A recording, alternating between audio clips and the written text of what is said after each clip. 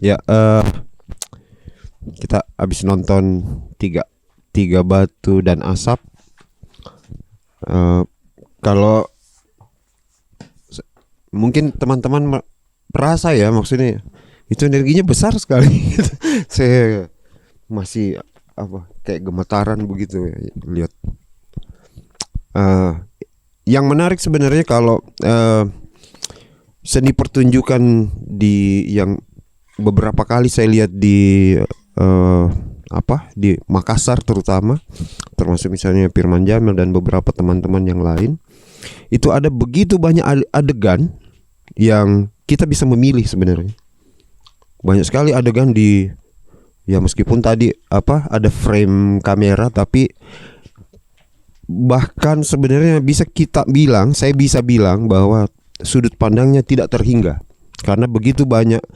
Kita bisa bayangkan ada sekitar 4 misalnya adegan, kita bisa kali 4 lagi dan berlipat-lipat lagi, karena pertunjukan yang biasanya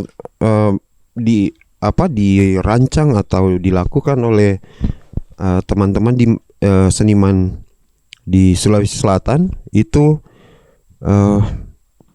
pertunjukan yang sangat terbuka. Kita bisa mengambil sudut pandang dimanapun sebenarnya, meskipun saya belum tahu nanti Pak Hali sama Pak Dede uraikan sedikit soal itu. Tapi apalagi tadi energinya itu besar karena lihat Demile gitu. Saya perkenalkan dulu Pak Halil Lintar Latif. Saya kenalnya lewat buku terjemahan yang saya terjemahkan sendiri, dan kemudian ketemu 2012 Pak Kursumanga. Saya kenal beliau lewat satu bab yang ditulis Pak Anderson Sutton. Beliau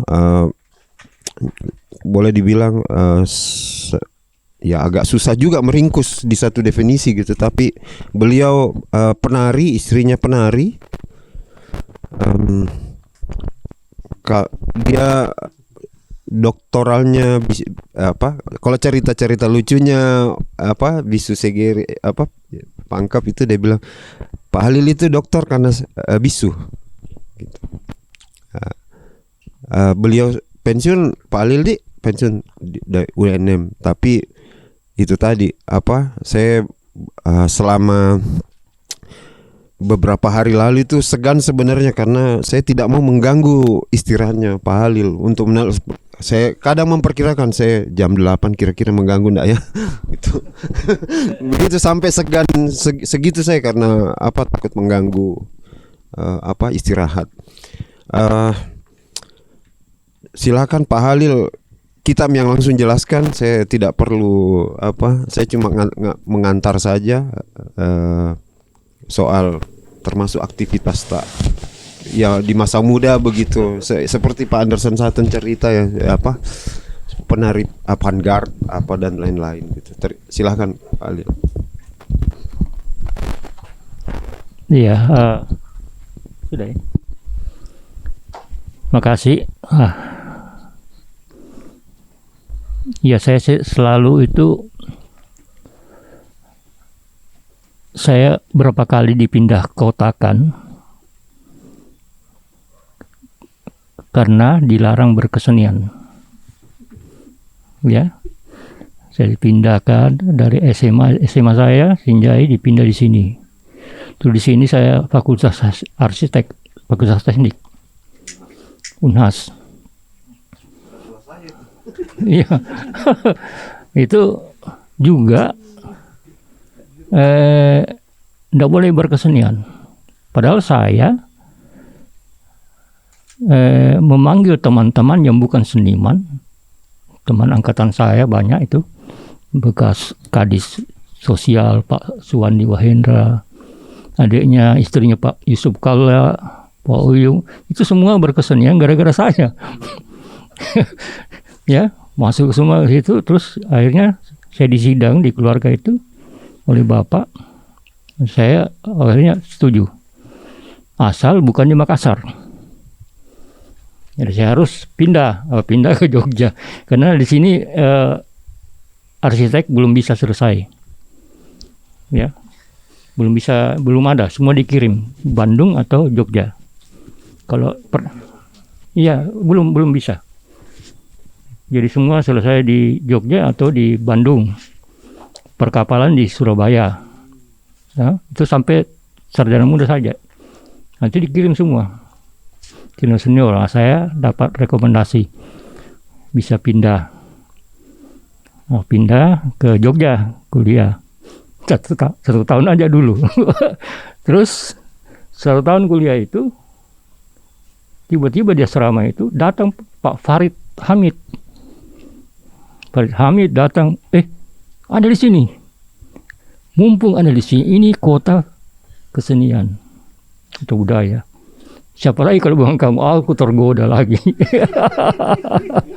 Jadi aku sembunyi-sembunyi tes, tahun kedua tes, lulus. Ya, pasti, tapi itu enggak ketahuan. Enggak ketahuan oleh orang tua. Sampai saya KKN ada kasus, ya. Di KKN itu baru itu ketahuan. Tapi sudah hampir selesai. Ya, risikonya saya harus menjadi tukang sablon. Untuk cari SPP tambahan dan lain-lainnya. Gitu. Nah, di masa sana itu kesempatannya saya kurang ajar. Jadi selalu ya istilahnya kreatif itu semuanya bebas dari yang dikenal. Ya, bebas dari yang kenal. Nah, ini sulit bebas dari kenal ini kan hampir semuanya kita sudah kenal. Ya. Yang ada di bawah langit ini semuanya cuma pengulangan ya. Mungkin sudah didapatkan, kita ya baru dapat gitu ya. Tapi itu prinsip saya, bebas dari dikenal. Mencari kan, terus pulang dari sini itu merasa malu ya. Saya di sana itu merasa malu karena kesenian kita terutama tari itu dihina, disepelekan. Itu karya-karya Ibu Nani Sapada ya, almarhum. Karena mereka membandingkan tari-tari kita ini, Pakarena, Anida dan sebagainya itu dia sejajarkan dengan tari istana. Tidak ada apa-apanya. Ya, baik dari segi gerak, teknik, falsafah. Harusnya karya-karya Ibu Nani itu dibandingkan dengan karya Bagong Kusdiarjo umpamanya. Ya, itu. Tapi itu sudah terlanjur. Ya, bahwa ini tari tradisional. Dipromosikan oleh Pemda, oleh sekolah-sekolah, semua sampai sekarang. Ya, sampai sekarang itu yang dianggap tradisional yang itu. Ya, nah, jadi saya pulang itu, saya coba melawan itu, belajar. 3 tahun aku tidak diomong oleh Ibu Nani Sapada. Tapi saya datang terus di rumahnya. Tiap sore itu aku datang. Ya, sampai dia mau operasi otak kepala ya. Itu baru dia datang keluar. Dari masuk. Saya terangkan. Nah, kenapa saya? Karena dia diadu domba ya. adu domba saat itu ya. Nah, saya bilang kalau ini dianggap kreasi baru, ini itu berarti Puang Bu Nani ini punya karya. Yang saya anggap itu genre Anida itu ya begini. Ya, bukan karya Ibu Nani. Ibu Bunga Asia, Ibu Ida, itu genre Anida. Ada ciri-ciri saya buatkan. Pohon tari itu, pohon Anida itu ya. Silsilanya gitu. Nah, tapi kalau ini saya bilang kalau ini disebutkan karya Anida, ini berarti Puang berhak. Nah, baru dia apa gitu. Oke, kamu, saya mau operasi. Kamu ambil itu di satu ruangan di rumahnya yang lama. Data dikasih saya semua. Wah, saya dikasih semua itu ya. Waktu itu juga ada peristiwa tentang IKS itu, perebutan ya, dengan Ibu Matalata gitu kan. Ibu Mata mau kalau saya, Ibu Nani juga mau kalau saya, tapi ada persoalan-persoalan lain itu yang dapat keuntungan gitu kan. Nah gitulah. Nah, karena itu saya membuat lain ya. Kalau Ibu Nani dari ritual ke profan, panggung. Nah, saya coba kembali dari panggung ke sakral. Ya, jadi kembali ke sakral itu saya coba, dan kebetulan saya tinggal di Benteng Sombopu. Situ ada 300 orang tinggal dengan saya, itu lama bertahun-tahun, dan caranya itu belum ada jembatan dan sebagainya, itu mulai cara duduk, sarung, itu semua bahasa. Kenal namanya bahasa Ayu. Bahasa Ayu yang hilang. Ya, bahasa Ayu itu bahasa nonverbal. Topi, sarung, duduk, keris. Itu semua bahasa yang hilang. Bahasa Ayu ini. Oleh kata-kata, ya. Karena ini kalau kata-kata itu keramat. Apalagi dia seorang pemimpinnya, raja. Karena mulut ini hurufnya sa, huruf lontar sa, ya, awal dari seluruh huruf lontar itu ada di mulut. Dan jadi hati-hati kalau seorang pemimpin. Nah, karena itu dibuat tradisi Ayo itu. Jadi ada mesti ajudan-ajudan itu yang menerjemahkan. Karena kalau saya sudah keluarkan seorang pemimpin, raja, keluarkan itu pantangan, menjilat ludah kembali. Itu sudah hukum. Karena itu harus manawa-nawa dulu baru. Nah, ini yang hilang. Sekarang umbar-umbar janji-janji, kata-kata dan sebagainya. Puisi pun akhirnya seakan-akan tidak punya arti lagi, ya, puisi itu. Nah, ini saya kira para penulis juga bagus lagi nih ya, gimana simbol-simbol. Ini panjang sekali kesan. Nah, ini ke karya ini tadi 3 batu dan asap. 3 batu itu di dapur itu ada 3 batu ya untuk masak. Namanya taring ya, taring. Nah, asapnya itu namanya saukang ya. Ini ya jadi saukang sama taring ya. Nah, 3 batu ini simbol dari 3 komponen: masyarakat, pemimpin agama atau adat, dan pemerintah. Nah, dalam upacara ini itu selalu duduk bersama. Kita makan disaksikan oleh Tuhan asap ini. Jadi tidak perlu tanda tangan pakai materai, ya, yang kita juga akhirnya hianati juga ya. Tapi ini sudah takut kita. Ya, nah 3 batu ini harus sejajar. Ya, kalau kita masak salah satu rendah atau salah satu tinggi, tidak jadi masakan, tumpah. Karena itu 3 komponen ini harus sejajar, tidak ada yang dominan.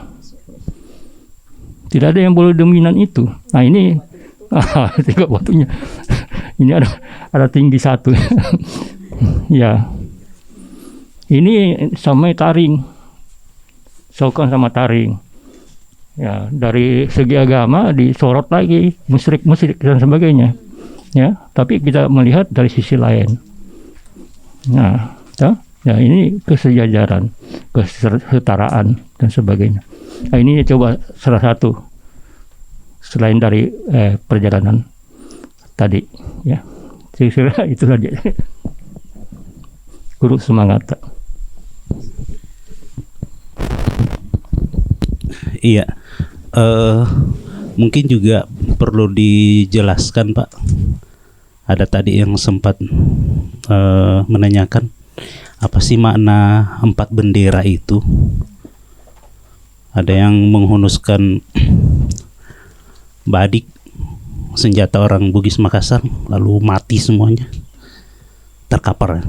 Lalu tiba-tiba ada perempuan berdiri. Ada 2 bahasa di sini di Bugis dan Makassar yang kebetulan perempuan itu berdiri. Penegasan intinya adalah kalau sudah tidak ada laki-laki di sini yang sanggup melakukan perlawanan dalam peperangan tadi kisah. Jadi dia mati semua karena kehabisan energi, lemah sebenarnya, bukan tidak sampai mati, sudah tidak berdaya. Perempuan ini berdiri bangkit di ketinggian dengan menghunus. Bahwa tidak ada lagi laki-laki, maka kami perempuannya akan turun. Jadi sudah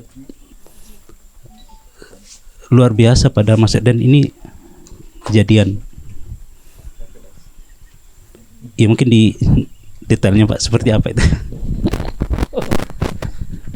Tanya lagi nih ya. Ya oke. Ya, coba. Ya. Kira begitu. Ya gitu. Ya. Tapi ya. Ya, 3 warna itu ya, 4 warna. Itu sudah apa-apa. Ya, sudah apa-apa. Itu 4 warna, hitam, merah, kuning, dan putih. Itu semuanya punya arti-arti semua, arah barat, timur, dan sebagainya dalam kosmologi Bugis dan Makassar ya. Bendera bisu juga 4 warna itu. Itu yang 4 itu ya. Jadi ketika berguru itu semuanya di Tayeng itu perguruan. Tayeng itu perguruan, anak-anak ini semuanya pemain-pemain pencak ya, dari Bajeng, dan ada 2 dari Kajang. Nah, 2 yang ngaruh itu dari Kajang ya. Dan semuanya pertama kali main. Pertama kali main itu anak-anak semua itu ya, itu satu tantangan juga ya, tapi luar biasa itu anak-anak ya. Nah, jadi itu perguruan untuk menjadi Sulapak manusia sempurna ini ya, Sulapak ini. Terus yang tadi itu Pitoto, yang nangis itu Pitoto, tradisi yang kalau ada orang meninggal itu kan menangis, tapi sekarang sudah dilarang juga oleh Muhammadiyah ya. Di kampung-kampung Janjang Ponto saya masih lihat itu dari jauh semua itu nangis itu ke rumah orang mati ya, sambil cerita tentang itu Pitoto, berkabung sambil bercerita tentang hubungannya dia dengan siapa, baiknya saya tadi baru ketemu, semua gitu ya. Itu tradisi itu. Tapi dalam cerita ini semuanya itu tadi, kalau tidak ada laki-laki sini, Kresik keluarlah celanamu, dan kita wanita ini yang apa? Ini semuanya ini yang melawan. Ini semuanya episode ini saya temukan ketika saya garap Bunga Rampe Sembopo pertama di Benteng Sembopo. Itu Bunga Rampe Sembopo itu juga naskah prosedurnya juga pakai latihan apa naskahnya berdasarkan eksplorasi tiap malam ya, berapa malam itu, berapa bulan itu ceritanya dibangun sendiri ya. Nah, ini salah satu episode Karembenea ketika Todopuli, ada yang Todopuli, Benteng Sembopo sudah bobol sebelah kanan ya, karena ada pengkhianatan meledakkan apa itu ya, tempat museum di situ ya. Nah, bobol, tapi mereka masih bertahan. Itu berapa minggu masih bertahan antara rumah itu. Nah, hari terakhir itu sisa 2 pasukan. Subuh-subuh ada seorang cuma dikenal sebagai Karembenea, tidak tahu nama sebenarnya siapa. Ya, ini pasukan baris belakang sebenarnya, memimpin baris belakang. Naik di Bubungan, dan itu ngaruhnya itu, saya catat itu. Dan 20 ya, itu membuat bangkit lagi laki-laki ini. Ambil air wudhu, itu dengan tidak ada kata-kata. Itu atas peristiwa Sembopo. Karena ditutup benteng ini yang bobol ditutup dengan mayat-mayat, ditembak lagi hancur. Jadi bayangkan tidak ada itu lagi antara tanah dan daging-daging ini, kita tidak tahu lagi berapa ribu di situ ya, sedih sekali. Dan saat itu juga tidak ada makanan, habis. Nah ini juga itu saya diperingatkan waktu itu juga, sebenarnya kita selalu baris depan aja yang kita perhatikan. Pasukan belakang ini kita tidak pernah perhatikan. Ya, bagaimana barisan belakang ini menyiapkan makanan sekian ribu berapa tahun dan ada di mana-mana. Ini kulinernya bagaimana caranya dan sebagainya. Ini tidak pernah diperhitungkan. Ini aduh ya. Saya sakit kalau saya harus semuanya. Saya harus semuanya, jadi banyak beban ya. Ini kan dari segi Makassar saja ya. Nah, saya di Rondron juga dari segi Bugis ya, yang masih ada utang. Belum jadi-jadi juga ya. Kelompok Arupalaka CX saat itu masih ada perjanjian saya, jangan ganggu pertunjukan ini, saya akan buat ini ya. Itu tidak jadi-jadi juga. Nah, jadi itu peristiwa saya kira kalau pertanyaan ini. Iya, jadi terus terang memang di dalam penggarapan pada bagian itu yang saya sangat tidak kuasa untuk, karena kan ini kita buat diskusinya hampir tiap hari, kurang lebih sebulan 2 bulanan lah saya banyak mendiskusikan bagian-bagian apa sih sebetulnya pada penekanan nanti Pak Halil, karena saya belum ada yang pernah lihat pertunjukannya. Nanti di kejadian itu baru harus kita lihat. Jadi saya sudah harus nanti akan saya komunikasikan dengan teman tim kameramen bahwa ini pada bagian ini jangan sampai lolos pada bagian, karena ada penekanan poin dari Pak Halil untuk itu. Nah memang pada cerita itu yang sudah Pak Halil ceritakan bahwa kejadiannya ketika membawa saking banyaknya mayat itu yang lagi benteng, maka mayat laki-laki ini yang ditumpuk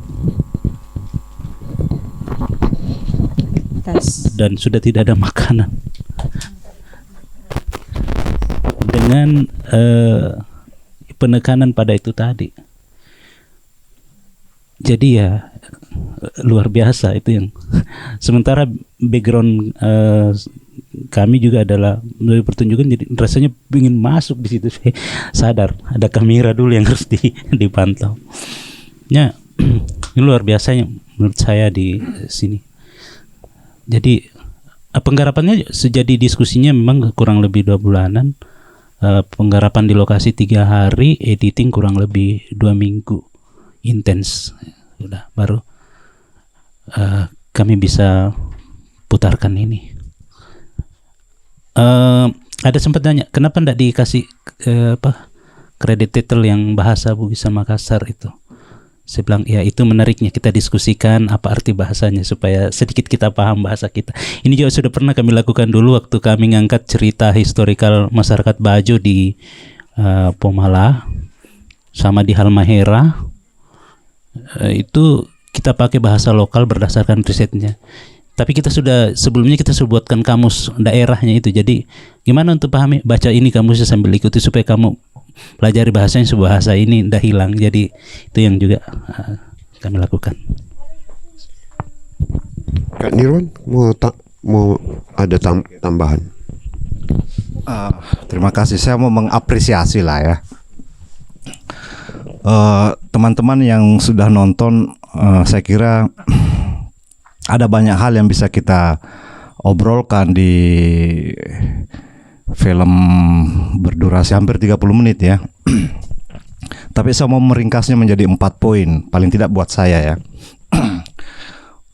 Poin itu yang pertama adalah ini jelas karya eksperimental yang penting. Dan ini menakjubkan karena lahir ketika Pak Halil sudah pensiun. Saya kira obsesinya yang selama ini ditekan-tekan, dilarang kiri kanan untuk berkarya, tampaknya ditumpahkan di sini.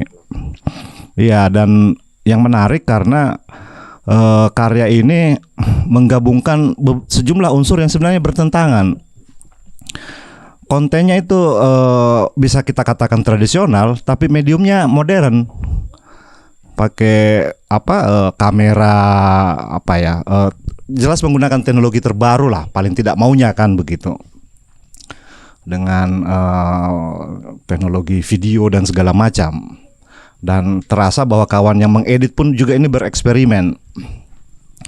Jadi dari segi artistik menurut saya ini layak dicatat karya ini. Dari segi formalnya. Dan saya terus terang salut nih dengan pembuatnya ya.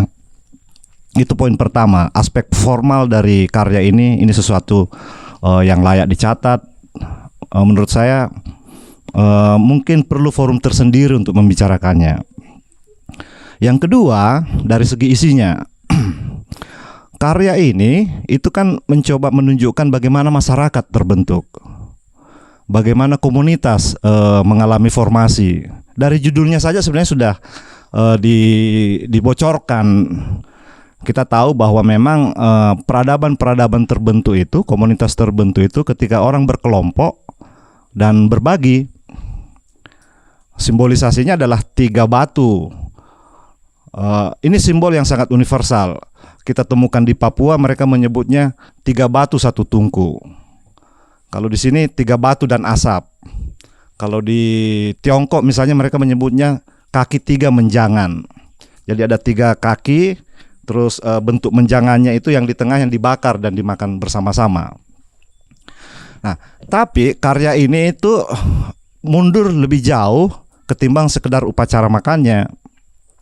Di pembukaan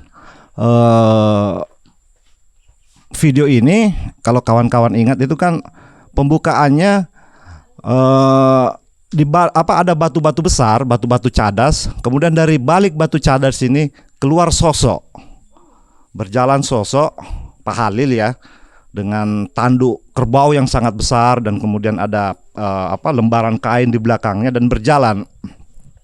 Waktu saya lihat scene itu, saya langsung teringat dengan apa yang ada di Bulu Sipong itu. Sosok teriantrop, sosok manusia yang bersambung dengan hewan itu ya. Kalau yang di Bulu Sipong itu manusia dengan burung, di video ini yang kita lihat adalah manusia dan kerbau.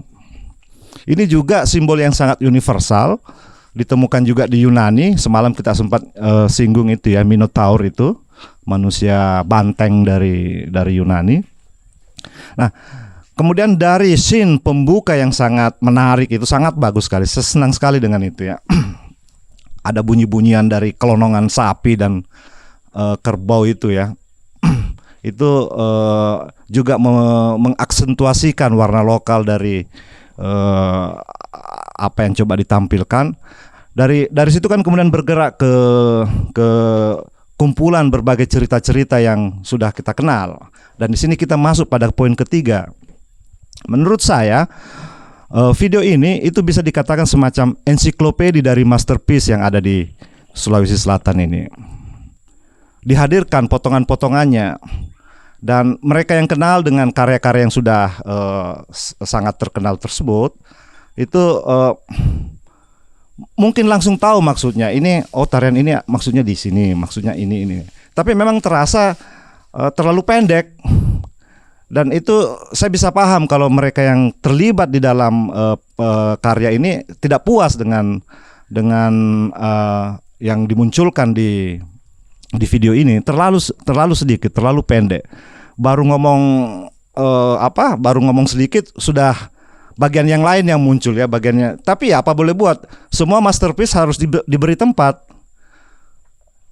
Dengan akibat yang dibagi terlalu sedikit ruangannya. Jadi mungkin memang suatu saat akan ada versi yang lebih panjang barangkali ya, dan lebih bisa menghimpun, bisa untuk memuaskan semuanya jelas tidak mungkin. Karena kalau semua karya besar itu mau ditampilkan, kita bisa berjam-jam ini menonton semuanya.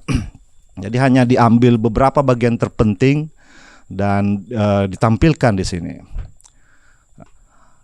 dari ensiklopedia masterpiece ini kemudian masuk ke poin ketiga, poin terakhir yang menurut saya yang terpenting, yakni bunuh diri kebudayaan, cultural suicide.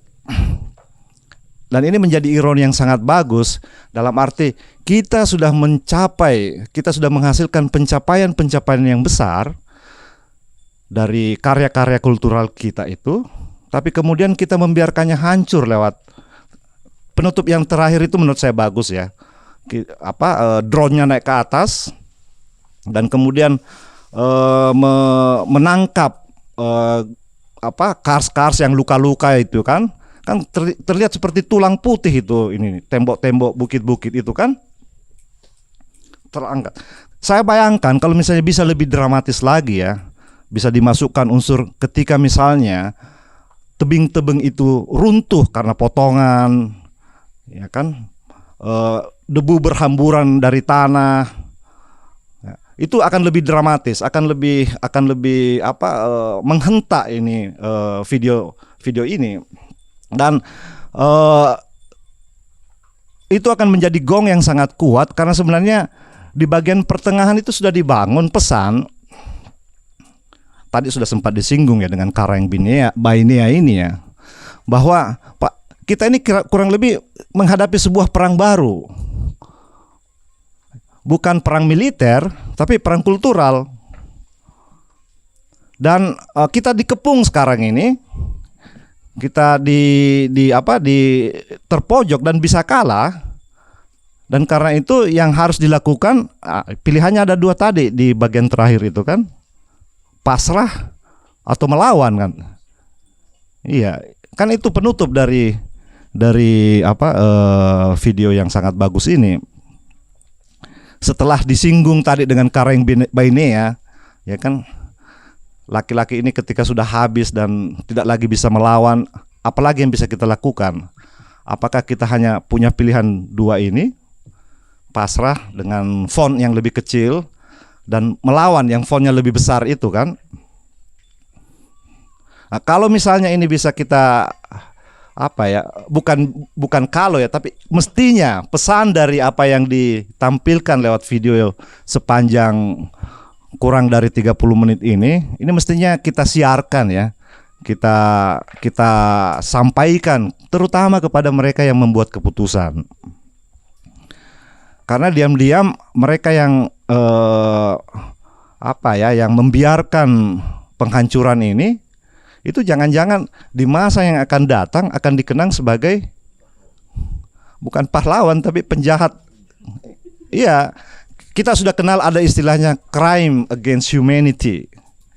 20 tahun yang akan datang mungkin ada istilah baru, crime against culture. Ya kan? Jadi orang-orang yang diam-diam saja membiarkan kars ini runtuh mungkin nanti akan dikenang sebagaimana sekarang kita mengenang Hitler, mengenang mereka yang menggiring orang-orang Yahudi masuk ke kamp-kamp konsentrasi. Dan kalau kita baca telaahnya Hannah Arendt, kita akan tahu bahwa mereka yang menyebabkan penghancuran orang-orang Yahudi itu sebenarnya kerjanya tidak sadar dengan apa yang mereka kerjakan. Mereka bekerja secara birokratis saja, menandatangani surat-surat perintah, menyiapkan truk-truk untuk mengangkut orang-orang itu, menyiapkan pembangunan kamp konsentrasi itu ya. Mereka tidak sedang merasa melakukan kekejaman, tapi organisasi yang melibatkan mereka semua ini dengan ujungnya yang kemudian menumpas hampir 6 juta mungkin ya, 6 juta orang Yahudi di Eropa itu, ya kurang lebih cara kerjanya hampir sama dengan birokrat yang menandatangani surat izin untuk menggali daerah ini misalnya, polisi yang membiarkan kendaraan ini lewat misalnya. Nah, pesan ini yang saya kira layak untuk kita sampaikan, dan dalam hal ini saya merasa punya teman, karena ini kan yang sebenarnya kita obrolkan dari beberapa waktu yang lalu. Kita mengkampanyekan bagaimana ini diselamatkan, paling tidak mengubah cara pandang orang bahwa tebing-tebing yang putih ini yang sekarang dengan dengan enteng kita tambang itu adalah khasana kultural yang sebenarnya bukan hanya milik kita, ini milik umat manusia ini.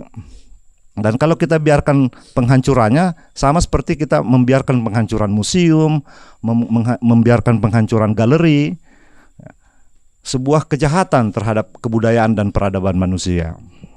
Terima kasih. Itu 4 poin yang saya tangkap. Sulapa apa itu? Atau saya langsung buka ini dulu biar biar mempercepat sesi ini atau akselerasi sesi lah, biar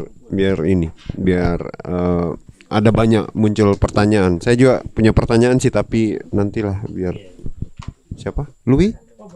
Oke. Putra daerah, warga lokal. Assalamualaikum warahmatullahi wabarakatuh. Selamat sore menjelang malam, maghrib, teman-teman sekalian.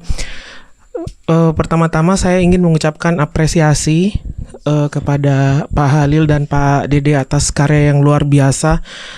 Saya kira kita semua tadi sama-sama terhipnotis ya dengan adegan-adegan, kemudian juga dengan tata suaranya, musiknya, dan atmosfer yang dimunculkan lewat karya tersebut. Jadi apa yang ingin saya sampaikan ini sebenarnya berkaitan dengan apa yang tadi Kak Nirwan sempat bagi.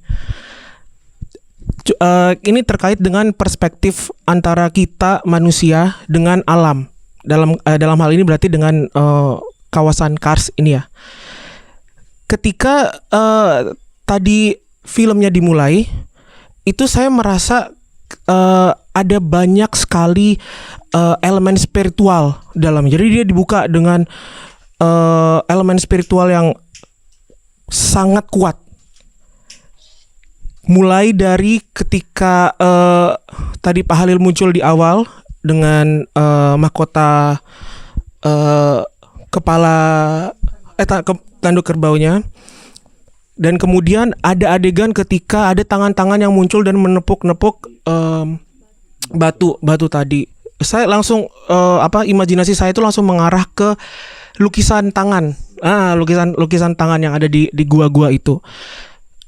Menurut beberapa referensi yang saya pernah baca, konon kenapa kok manusia pada masa itu membuat lukisan tangan, itu katanya pengharapannya mereka gitu. Jadi ada semacam doa, ada juga yang menafsirkan sebagai penangkal bencana untuk menjauhkan evil forces. Ada juga yang mengatakan itu sebagai penanda jejaknya mereka. Jadi ada banyak sekali pemaknaan di situ.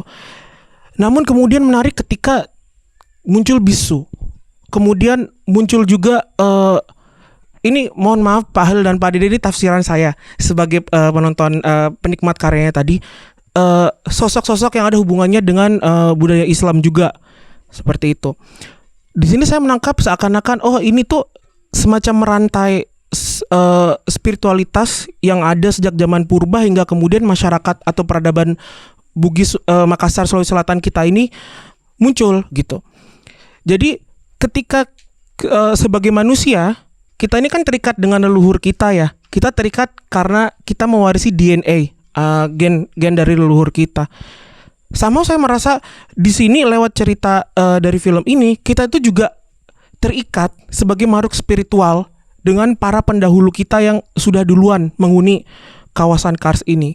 Ya berarti Besek dan keluarganya kemudian turun lagi ke bawah, ke yang leang-leang di gua-gua lainnya yang usianya lebih muda gitu.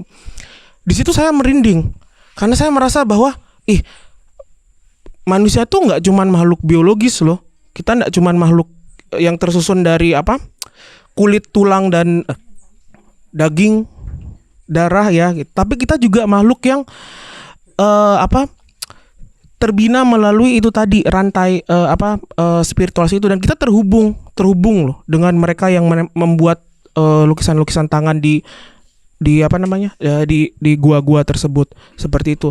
Nah, di saat yang sama kita juga terhubung manusia sebagai makhluk yang diberikan tanggung jawab untuk diwarisi bentang alam ini seperti itu. Jadi tidak hanya yang sifatnya fisik tapi juga spiritual.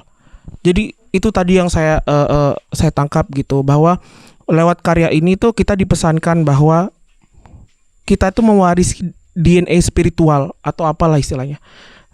Genetik apa ya? Genetik roh, bukan. Apa sih? Spiritual genes, ya.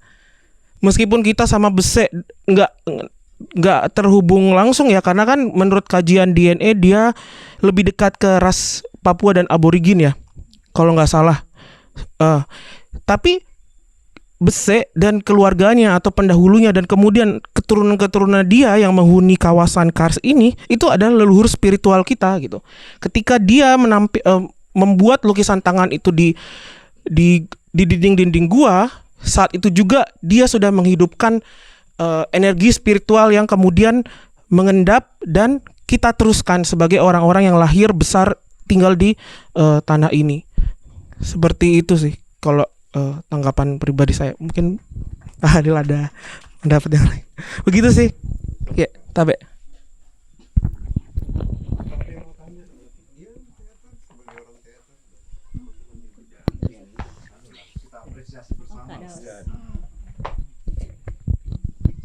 Terima kasih Pak Nirwan. Tadi 4 poin, saya gagal mencapai 4 poin, cuma 3. Oh iya, 3 dulu. Yang pertama itu tadi ada simbol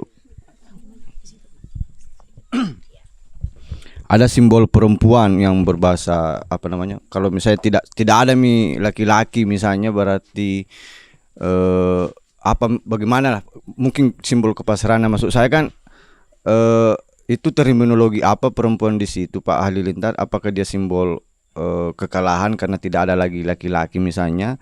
Nah, kita kan paling dekat dalam ingatan kita misalnya kan ada perlawanan perempuan di Kendeng itu yang menolak pabrik semen misalnya, justru yang berada di garis depan adalah perempuan. Saya mencoba saja menangkap ketika mendengar itu tadi, apakah relasinya lain dari segi apa yang pengen disimbolkan di situ. Itu yang pertama. Yang kedua misalnya kalau ini kan ngambilnya di Bosuak berarti Pak ya. Itu kan tadi terakhir itu di Maros, di Leang Maros itu. Jadi Bosuak itu kan terbilang baru, pemain baru industri semen di Sulsel. Belum lama tapi sudah sangat parah. Bagaimana misalnya yang Tonasa sejak 68 tahun dipangkap. Sudah pabriknya sampai sudah 6 pabrik sejak tahun 68, pabrik pertamanya sudah berpindah di Tonasa 1 ke Tonasa 2 sekarang. Areanya sangat luas.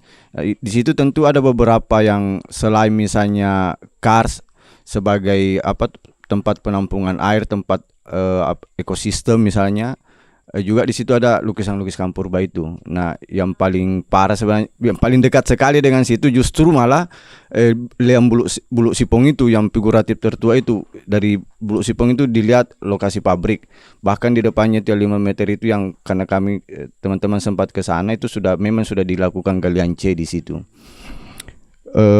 Itu maksudnya dalam film ini apakah misalnya tadi kan ada top pemain itu sempat ngomong misalnya punah doe ngasih misalnya kalau semua menyerah karena uang tidak memikirkan masa depan. Mungkin pengen mengatakan bahwa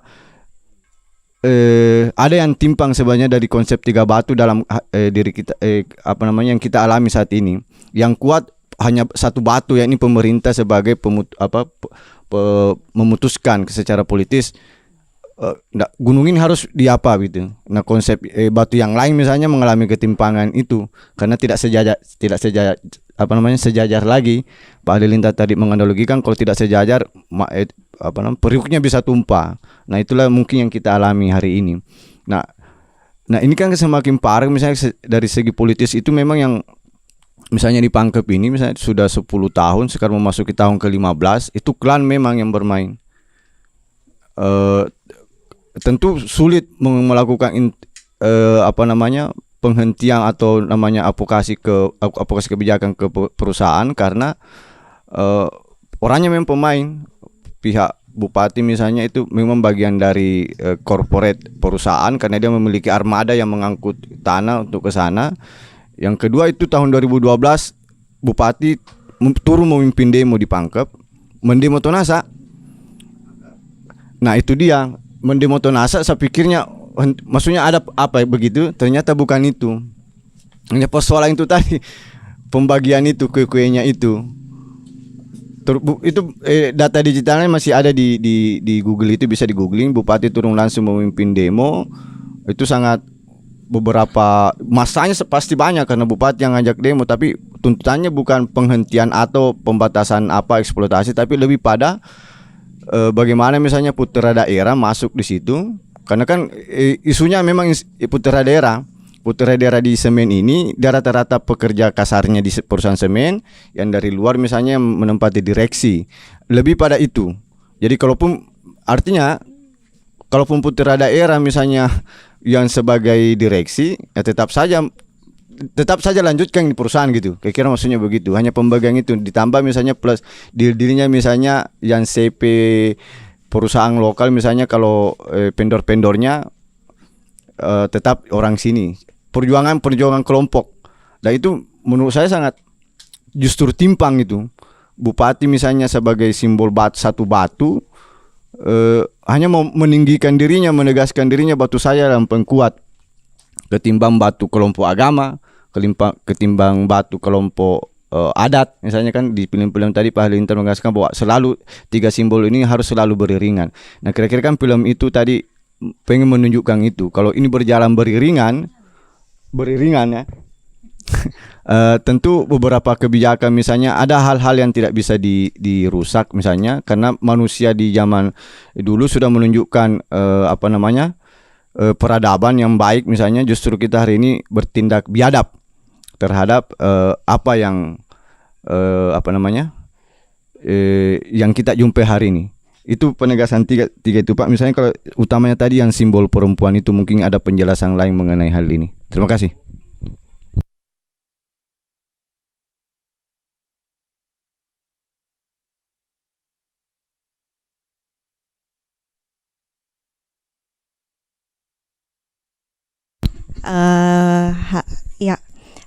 Perkenalkan Pak, saya Zizi. Saya senang nonton film. Terus kemudian mau Kak berbagi sedikit soal pengalamanku menonton filmnya Pak Halilintar. Jadi yang kupahami bahwa seni pertunjukan itu paling disarankan untuk nonton KIS secara langsung begitu, karena kita ingin juga merasakan suasana lokasinya, cuacanya, aroma-aroma atau perasaan-perasaan yang hadir secara langsung begitu. Lalu kemudian pertanyaanku ketika nonton itu adalah bagaimana ketika seni pertunjukan yang mungkin sebaiknya dinonton secara langsung itu hadir ke dalam bentuk media film begitu yang hanya punya audio dan visual, dan itu pun visualnya dipilihkan dari mata lensa si kameramen, editor dan sutradara begitu. Kemudian tapi dengan hadirnya film terdokumentasikan seni pertunjukan itu dia bisa menjadi dalam bentuk arsip, kemudian gagasan-gagasan soal itu tadi, simbol-simbol itu, dan bisa dinonton berulang kali, dan orang-orang punya punya pengalaman menonton bersama kolektif seperti ini juga gitu. Dan itu dari segi mediumnya. Saya tidak tahu, mungkin nanti Pak Halilintar bisa kenapa memilih film begitu untuk merekam seni pertunjukan yang tadi itu begitu. Kemudian tadi jadi saya tidak terlalu senang sebenarnya nonton film-film horor begitu, apalagi film-film horornya Hollywood, karena kurasa hantu-hantu digambarkan sangat menyeramkan. Maksudnya hal-hal yang tidak terlihat itu digambarkan sangat jauh dari kita dan menakutkan, kita tanda kutip. Tapi kurasa di budaya hal-hal yang tidak terlihat itu tidak menakutkan Ki. Justru dia dekat sama kita, dia hidup sama kita, dan dia tanda kutip spiritual Ki begitu, sakral Ki. Dan kurasa aku tangkap gitu di dalam karya filmnya Pak Halilintar kayak begitu. Dan itu aja sih yang kayak mungkinkah nanti ada film kan ini film eksperimental, mungkinkah nanti ada film fiksi yang bisa dibikin yang lebih naratif, lebih jelas penceritaannya dan menceritakan spiritualitas tadi itu dengan cerita yang dekat sama kita gitu, tidak membuat hal-hal yang tidak terlihat itu terasa jauh atau terasa menakutkan, seperti itu sih. Gitu. Terima kasih.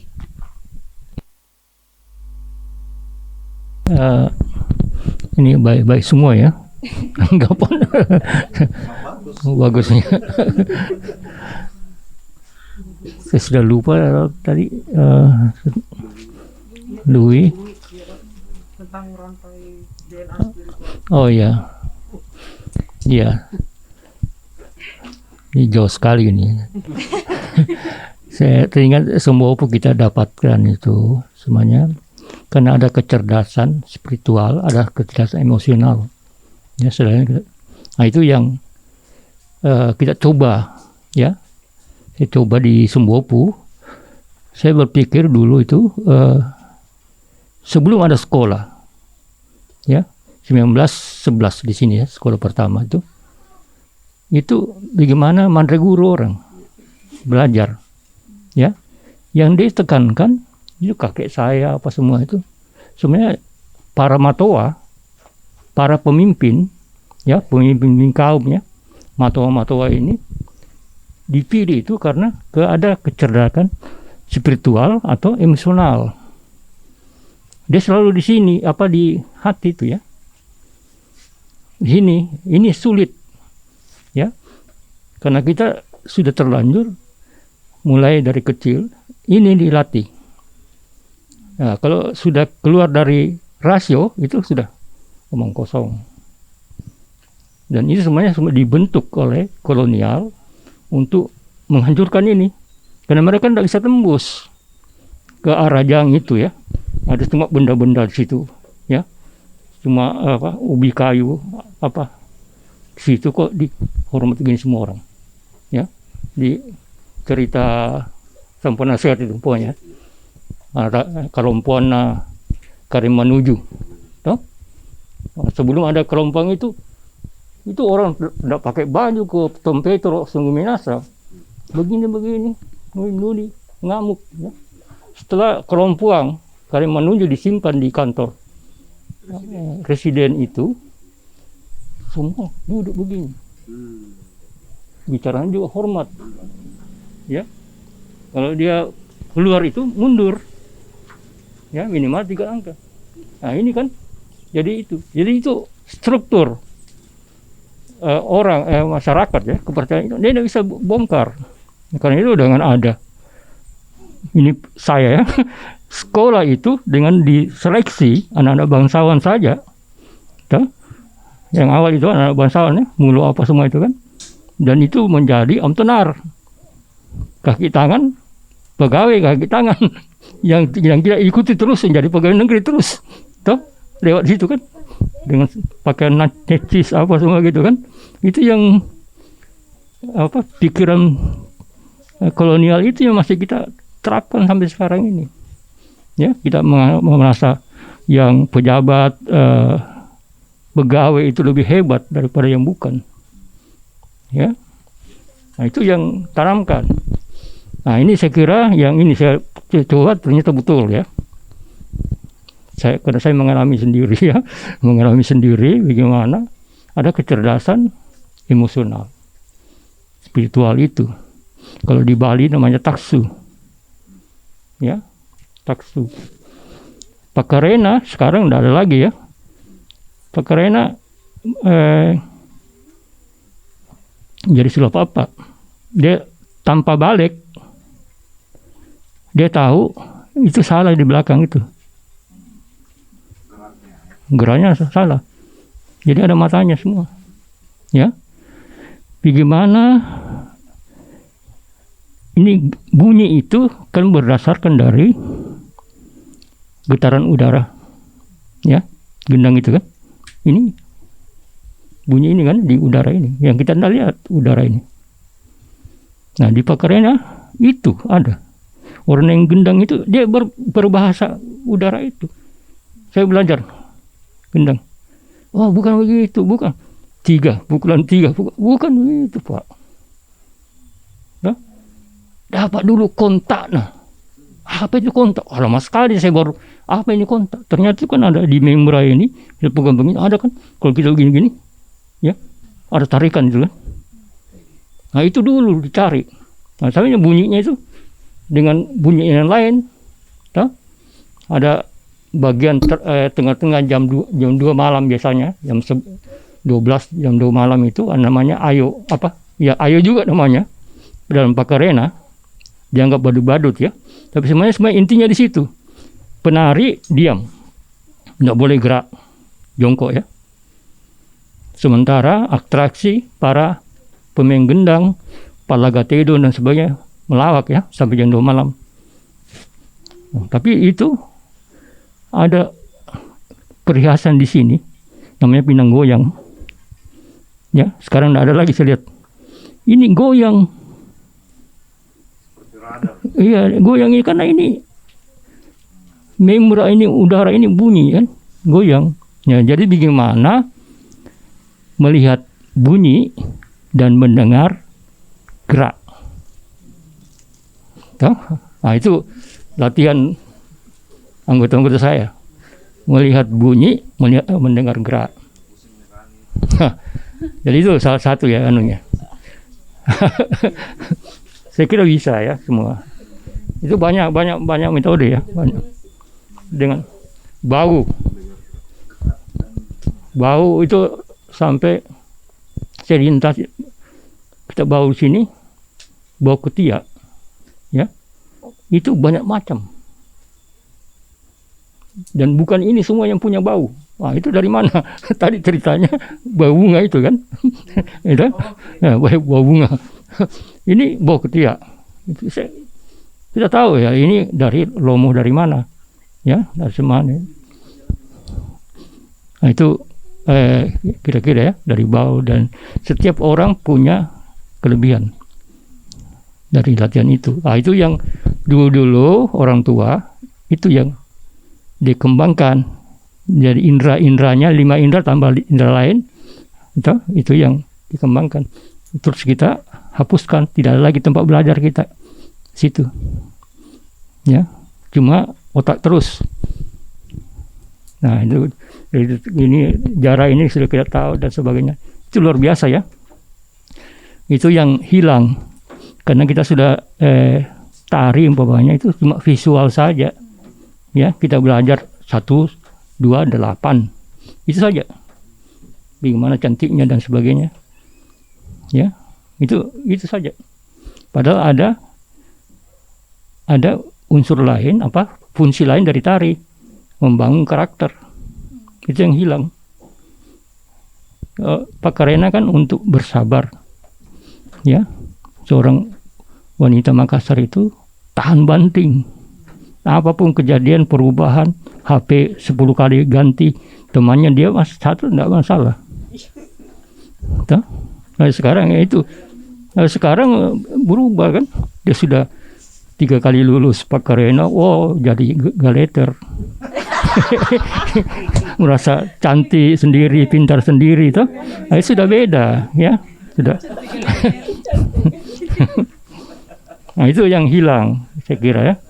Terus wanita ini saya kira yang tadi itu ini kena sudah tua ini apa? Karembene ya. Oh iya. Ya ini semuanya itu pendorong semangat, ciri kan. Ciri. Kalau ada laki-laki ya kita wanita ini yang jalan. Tapi itu peristiwa itu semuanya dipakai oleh gagalnya pembangunan taman budaya di Benteng Sembopu. Saya tidak tahu dari mana mereka. Itu yang di galian itu, yang tidur itu perempuan semua. Laki-lakinya nonton aja. Diangkat perempuan semua. Atau demo-demo itu di sana. Yang gagal ya.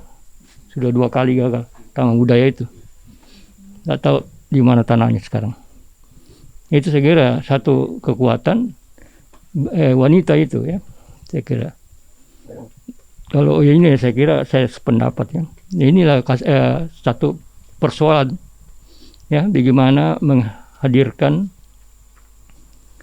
digital ini, kita nonton sendiri atau bersama, beda dengan kosmosnya ya. Ini yang kita diskusikan itu bagaimana semuanya kan, itu yang lagi kita cari ya, bentuknya bagaimana ya.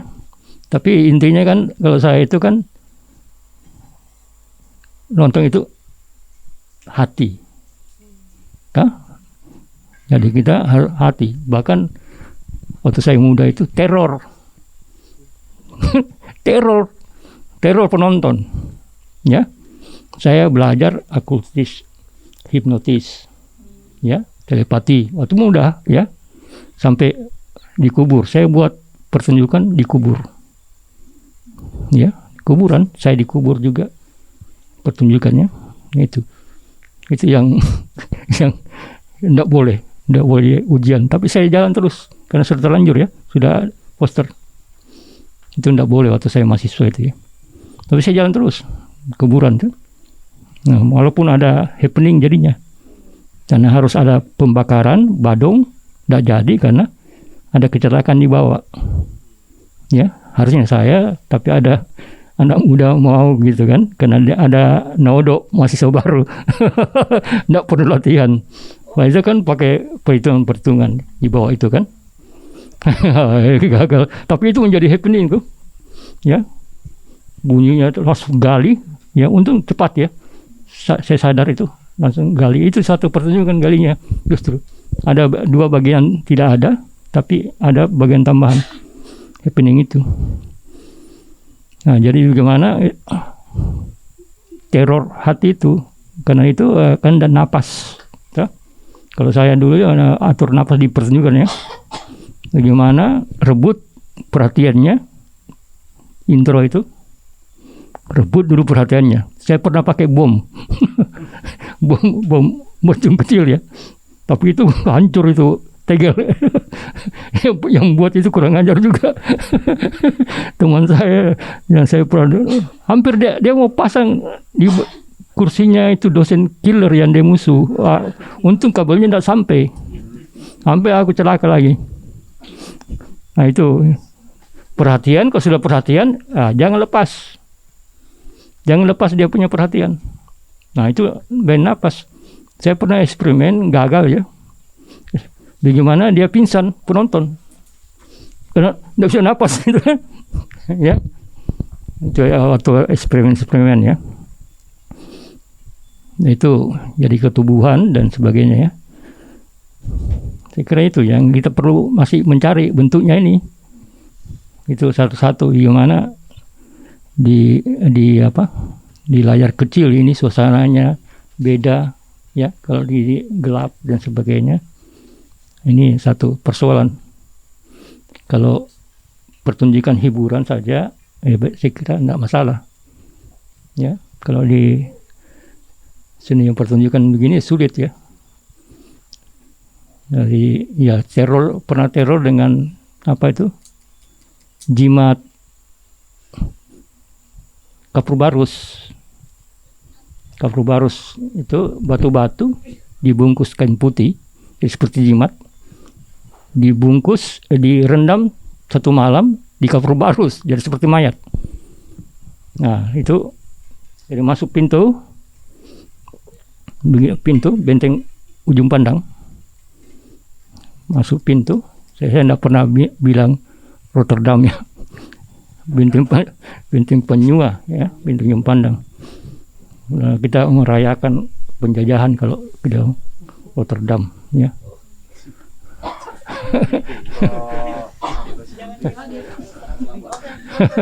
Jadi ya biar resmi acara saya undangan pakai benteng Penyua atau ujung pandang ya. Nah itu masuk itu kasih, setiap orang itu kasih biji-biji itu ya, dan jalan pertunjukannya penonton yang jalan, dan kolaborasi 17 grup di benteng itu ya. Ketika saya keluar dari Benteng Sumbopu, anak-anak protes, minta kita harus keluar dari Benteng Sumbopu. Ya, jadi kita adakan parade. Saya kira Pak Andi tulis ya, dari 2 benteng ya. Iya, dari Benteng Ujung Pandang Sumbopu ke itu. Nah, di Benteng Ujung Pandang berapa grup sudah siap nunggu. Nah, itu dia pilih tempat lorong-lorongnya apa, di mana dia pentasnya ya. Ada semua grup itu. Nah, itu penontonnya yang jalan melihat ya di tengah-tengah gelap itu. Nah, kita eksperimen tadi lampu strongking juga semuanya. Karena saya waktu pulang kuliah itu saya prestasi. Karena di Jogja dulu itu tiap minggu pasti ada pertunjukan, ada diskusi ya. Nah, di sini tidak ada. Menonton di mana? Mau buat juga tidak ada gedung, tidak ada lampu, tidak ada teman diskusi, tidak ada buku. Waduh, saya mati. Ya. Nah, karena itu saya pergi ke kampung-kampung, ke guru-guru saya.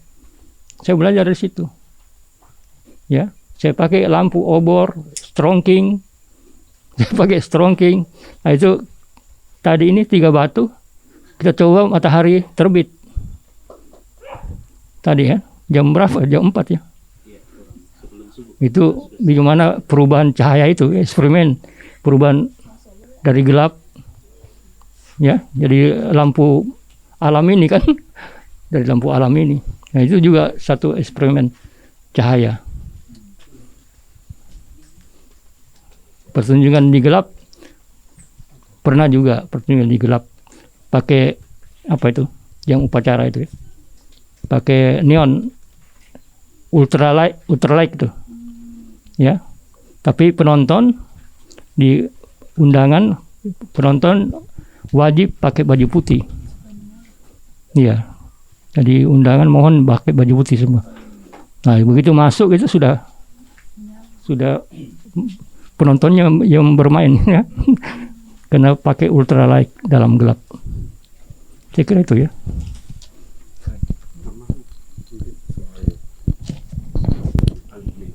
Oh iya, terima kasih. Jadi di perjalanan juga sempat saya, ini kaitannya dengan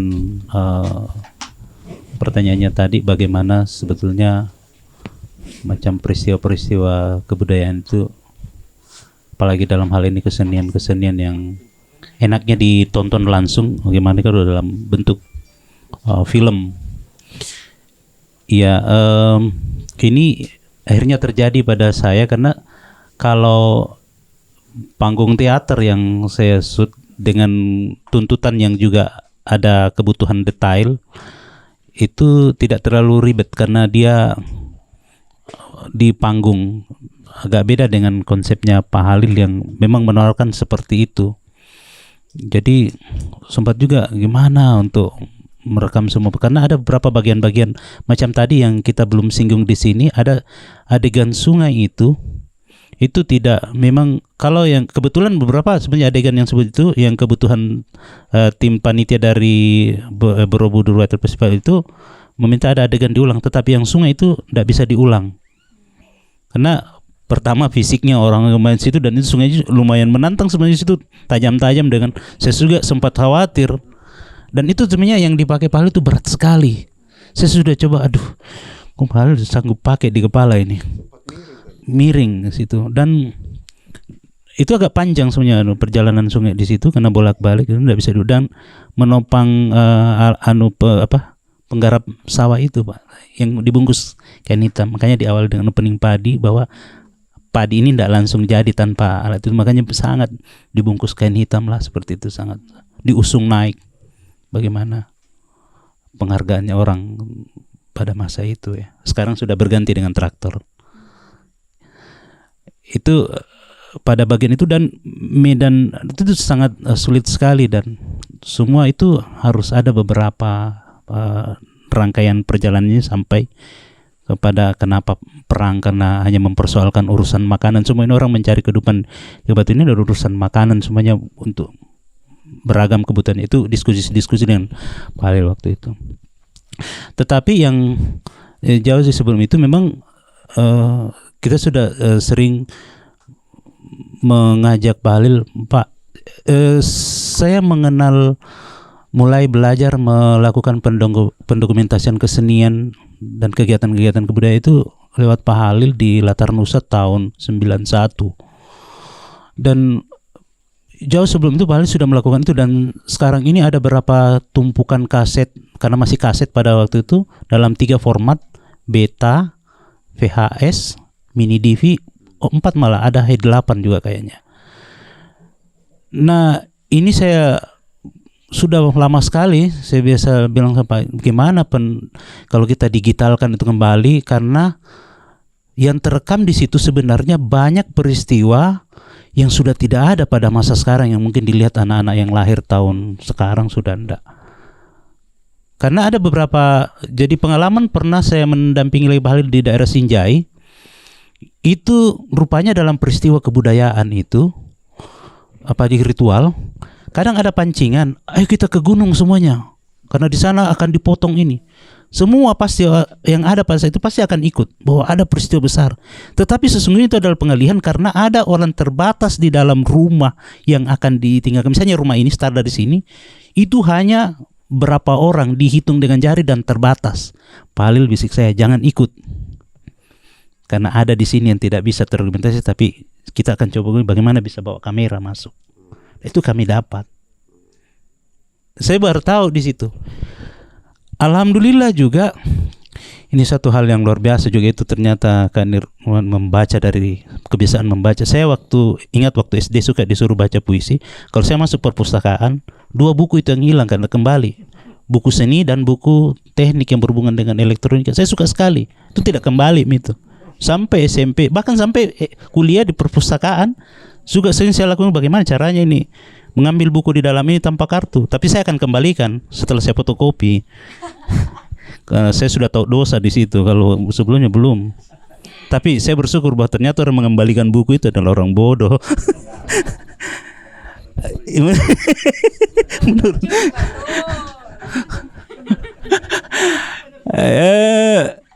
menariknya di situ bahwa apa yang saya baca pada masa-masa itu semuanya, loh kok ini terjadi pada masa-masa sekarang yang saya adukan. Misalnya saya banyak membaca sejarah bagaimana itu Islam masuk di Indonesia, kerajaan Tidorit apa.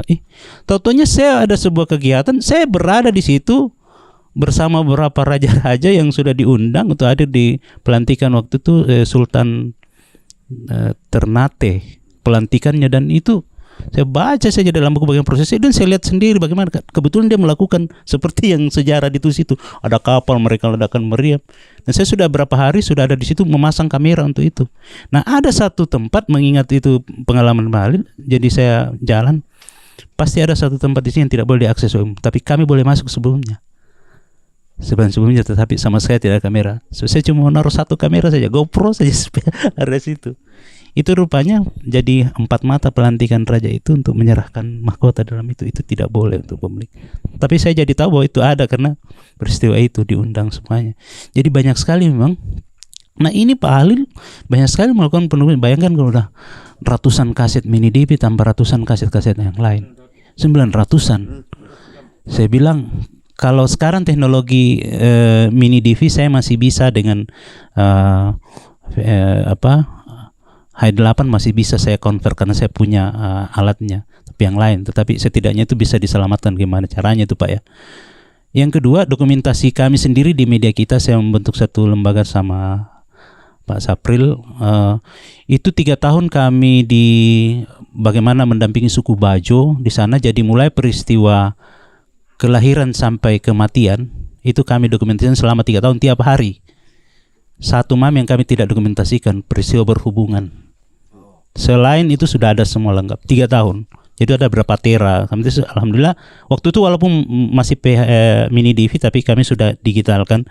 Sekarang ini kita lagi melakukan bertahap untuk menguploadnya lalu menyusun kembali rangkaian ceritanya. Terutama ada beberapa peristiwa-peristiwa di Bajo. Kemudian begitu juga di Halmahera di suku Buli di sana. Itu juga begitu, 3 tahun juga kami mendampingi, sama peristiwanya itu. Jadi situ kita lihat bagaimana Cakalele, dan yang luar biasa di masyarakat sana itu bahwa ternyata masyarakat sana mereka bangun dan tidur itu memang dianukan dengan seni. Jadi sampai kemarin kan kita sempat punya pandangan ketika presiden dihadang dengan tarian itu, kita punya pandangan dengan tari itu gimana. Namun setelah kami di sana, ternyata memang keliru kita. Kami baru sadar setelah hidup dengan bahwa ini sudah mereka bangun ya itu sampai tidur tarian-tarian seperti itu sudah. Kok sampai ada yang mempelintir membuat sebuah redaksi bagaimana. Akhirnya ya itu juga mungkin salah satu cara untuk menghantam beberapa peristiwa-peristiwa kebudayaan kita.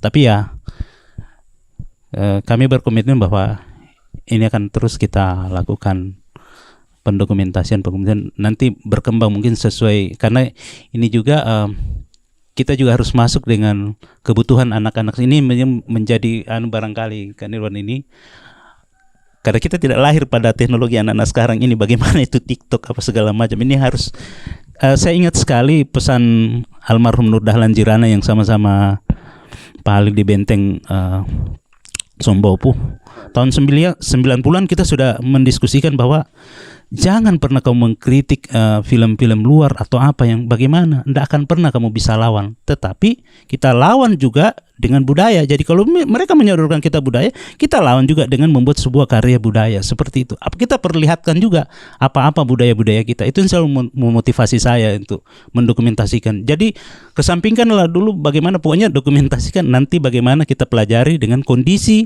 tuntutan generasi sekarang ini seperti apa yang kira-kira mereka suka, kita buat. Tentu dengan teknik seperti apa. Itu juga ya, jadi ya betul lah itu bahwa tidak ada kata berhenti untuk belajar. Termasuk di ruang ini saya sangat banyak sekali mendapatkan pelajaran dan referensi yang luar biasa. Makasih. Itu tentang pabrik ini. Bukan Bosowa saja dengan Tonasa yang kita khawatirkan. Kalau itu saya menggarap tuh, tanya masyarakat, sekarang ini siapa saja membangun galian C itu, dia punya sedikit modal ya 50 juta, dia bangun, dan itu banyak, terutama Maros ini banyak sekali. Itu yang kita khawatir yang di situ. Kalau ini kan dia taat hukum sedikit ya, ngerti ini bahaya, dan tapi yang ini masyarakat ini ya, ini yang bahaya nih. Semua dilabrak. Pokoknya ada gini ya, haji-haji ini ada gini ya, dia pinjamkan duit, belikan ini, sudah.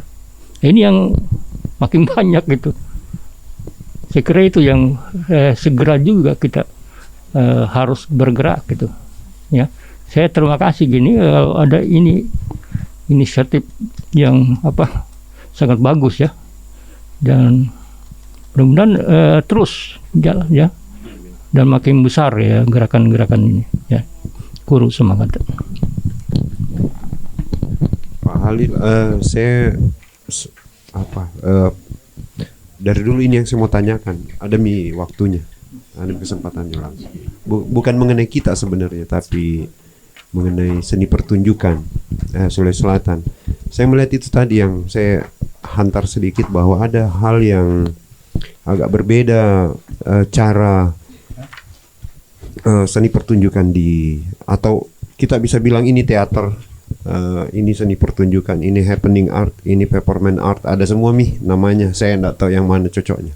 Tapi intinya yang saya mau tanyakan ini, kalau pengalamannya Pak Halil, metode dengan memecah banyak adegan atau menjalin di satu frame atau menjalin di satu panggung, ini kapan ada?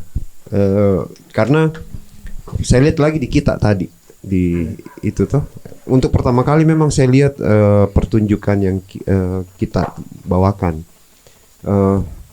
itu sering juga saya lihat di Kak Firman atau anak muridnya Kak Firman, misalnya UKM Seni Umi misalnya. Ada banyak adegan yang kita dengan ini otonom memilih dan memaknai atau apapun itu gitu. Model kayak begini memang adakah DNA-nya di seni pertunjukan tak atau bagaimana? Karena Mas Halim itu pernah dia bilang begini, saya gara-gara saya berdebat tentang Firman Jamil, kemudian dia bilang itu 2006 saya ingat sekali Pak Halil. Dia agak mempersoalkan saya menulis Firman Jamil, tapi saya bilang saya ini mata warga biasa Kak. Saya bukan siapa-siapa, jadi saya hanya mau tahu seni rupa Sulawesi Selatan lewat Firman Jamil untuk sementara gitu, karena saya kenal dia. Yang lain saya belum. Nah dia bilang, tapi waktu itu saya ingat sekali jawabannya, memang dahsyat sekali, kayak Mas Halim, dahsyat sekali dia bilang gitu. Nuansa yang selalu ditampilkan seni teman-teman kita di Sulawesi Selatan, basisnya yang ritual itu, tradisi yang bisa dibilang first hand. Bukan, itu terjemahan saya. Maksud saya kita masih melakukan langsung. Kak Ansul mungkin iya. Terus kita masih bisa lihat bisu langsung, bukan interpretasi orang kedua, pihak ketiga gitu. Itu maksud saya. Apakah memang ini sejak lama atau menurut pengalaman hidup tak? Itu mulai ada sejak kapan yang kita pertama kali lihat? Itu yang saya lama mau sekali Kak ini. Untung ada Ki.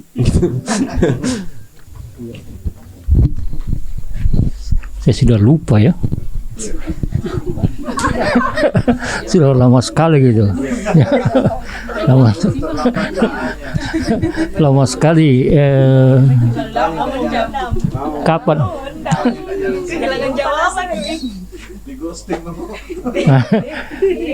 Karena itu semuanya pertama saya menemukannya sebelum saya ke Jogja. Ya, saya temukan satu metode. Saya sudah tulis semuanya Pak Kondo-Kondo itu.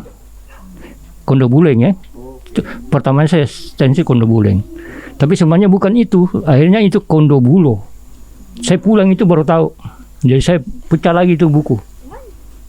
Ya, jadi ada Kondo Bulo. Dari suku Bajo itu ya. Nah, saya belajar ada ibu di Hotel Negara.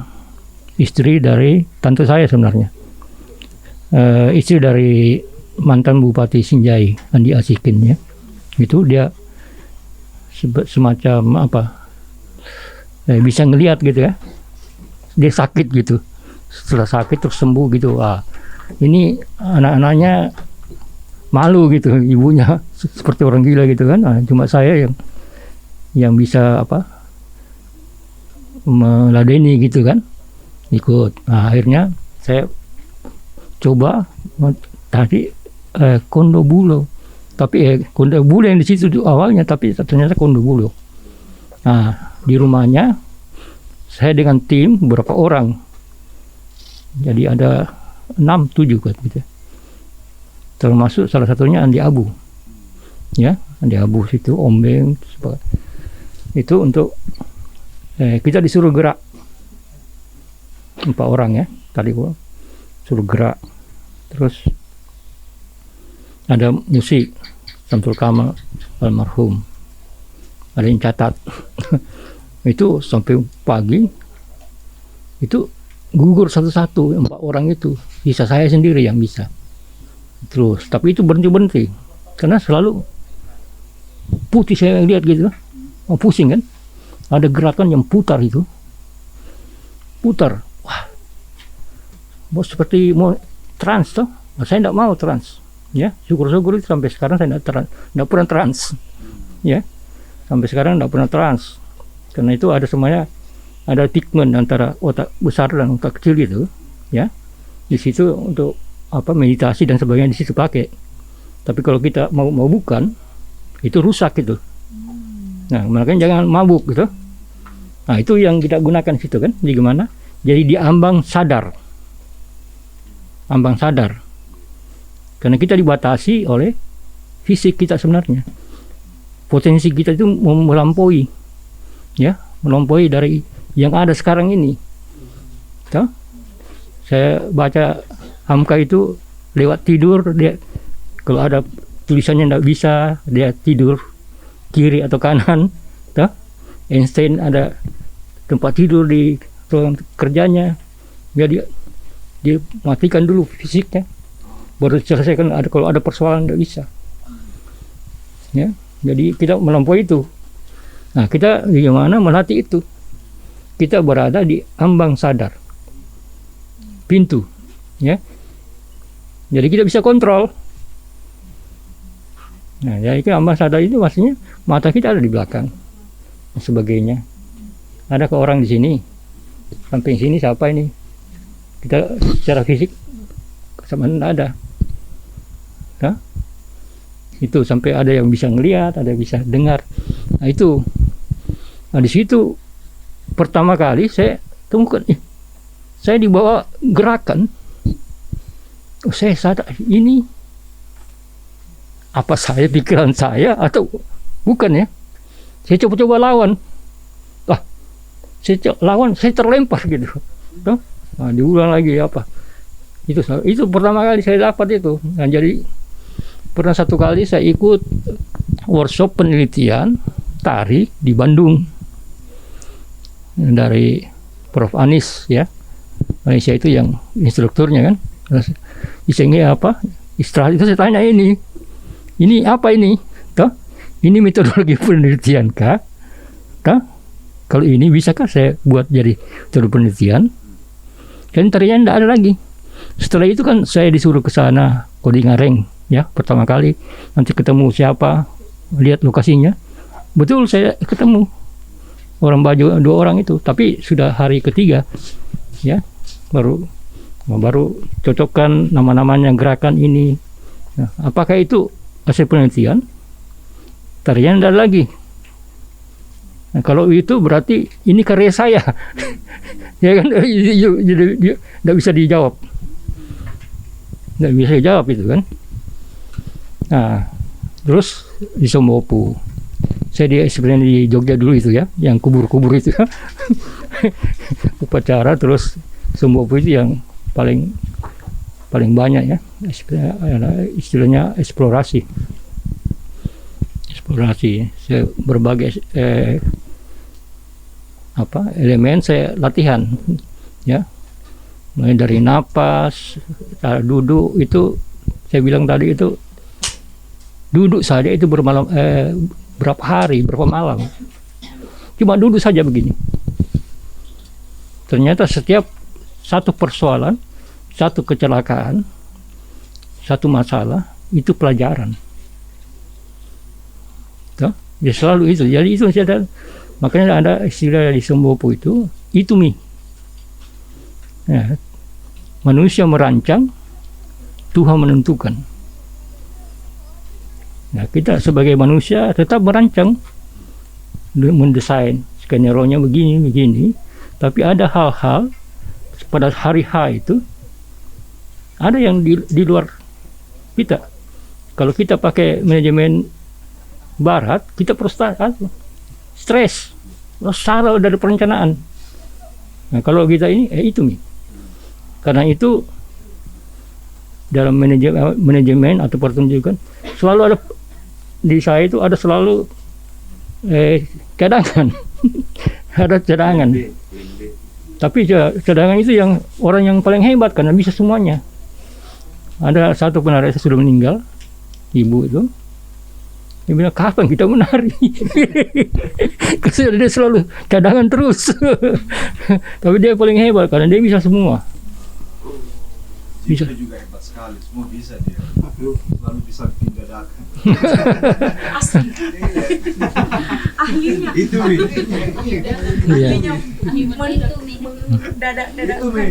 Itu mi. Jadi itu istilahnya itu mi. Itu mi. Jadi sudah kejadian itu.